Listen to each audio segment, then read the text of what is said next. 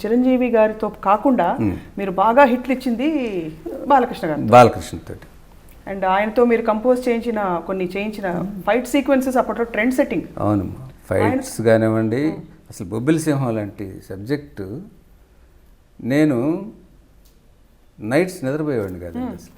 విజేంద్ర ప్రసాద్ గారు, రాజమౌళి వాళ్ళ father subject అది. నైట్స్ నిద్రపెట్టేది కాదండి. ఎప్పుడు తెల్లారుతుందా, ఎప్పుడు ఆ సీన్స్ తీస్తానా అని రాత్రి 12-1 గంట దాకా నిద్రపెట్టేది కాదు. ఏదో 1 hour 2 hours అట్లా నిద్రపోయి పొద్దున్న 4 గంటలు లేచిపోయి మళ్ళీ రెడీ అయిపోయి 5 o'clock సెట్లో ఉండేవాడిని, స్పాట్లో ఉండేవాడిని. ఎవరు వచ్చేవాళ్ళు కాదు. కానీ తపన అన్నమాట. అంటే అంత బాగా నచ్చిందండి నాకు. అట్లాంటిది నారి నారి నడుమురా 35 daysలో తీసామండి అది, విత్ సాంగ్స్. సార్, బాలకృష్ణ గారితో మీరు చేసిన కొన్ని సినిమాలు బాగా హిట్ అయ్యాయి.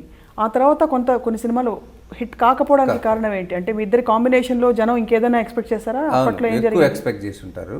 ఇప్పుడు రాణా సబ్జెక్ట్ ఉందండి. రాణా యాక్చువల్గా మంచి క్యారెక్టర్ అండి అది. అంటే సరిగ్గా చేయలేకపోయానేమో అనిపించింది నాకు. సినిమా చూసిన తర్వాత డెఫినెట్గా బాలయ్యకి మంచి పేరు వస్తుంది అనుకున్నాను. బట్ జనం ఎందుకు రిసీవ్ చేసుకోలేదు. Negative character.